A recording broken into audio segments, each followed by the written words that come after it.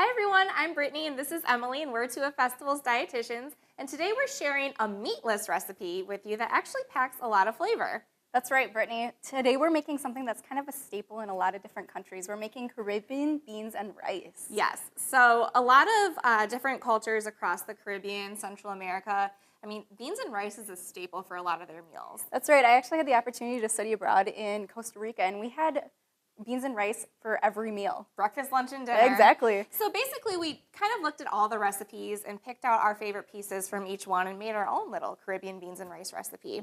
So let's get started. Sure, let's do it. So first off, I'm just heating a nonstick skillet over medium-high heat. I'm going to add some olive oil. Just get it kind of spread all over the pan there. And we're going to saute some garlic and roasted red peppers. So we're using jarred roasted red peppers today, but you could also certainly roast your own. If I would roast them at home, I would just stick a bell pepper. It doesn't have to be red. It could be green or yellow or orange under a broiler until it gets brown and nice and black on the outside. Then I would wrap it in some saran wrap, and that really helps release the skin and makes it easy to work with. Yeah, it's actually, a lot easier than you think. But of course, we always have the good old-fashioned jar versions for convenience. So this is going to go for about 2 minutes just to get nice and tender. But I think we're actually ready to add our other ingredients. So the beans of our Caribbean rice and beans. Now we're using kidney beans. They're also known as pigeon peas sometimes. You could definitely use black beans, whatever kind of beans you prefer. But these just pack a ton of protein, a lot of fiber. They really give this meatless dish the quote-unquote meat. So we're adding that.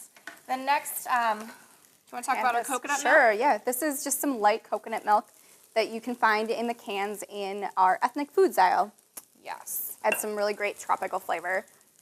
This is allspice. So allspice is a spice that's native to like Central America. You'll find it in a lot of those types of dishes. So it gives it a lot of... It kind of smells like the holidays. Yeah, it does. It's like the flavors of cloves, nutmeg. But it adds a lot of great flavor to dishes like this. Absolutely. Let's add our salt and pepper. Can't have a dish without salt and pepper. All right, just a little sprinkling just to bring out the flavors. And we're actually going to let this come to a boil before we add our rice. Okay, so our coconut milk just came to a boil.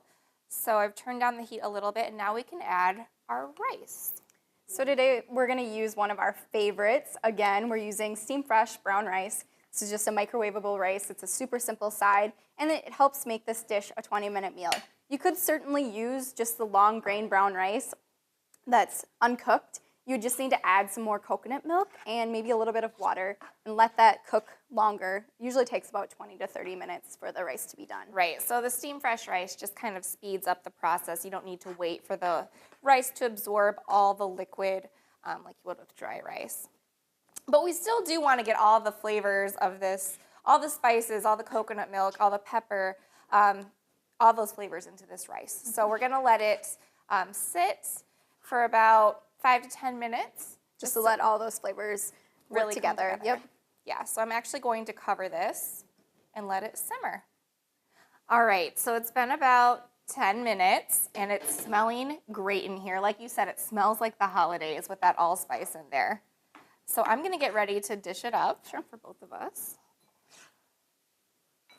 Oh my goodness, and it's so pretty with this roasted red pepper and the kidney beans.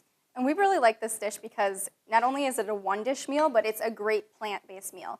And it's great for vegetarians because it does offer a source of complete protein because you do have the bean and the grain mixed together in there to offer that complete protein source. Yeah, absolutely.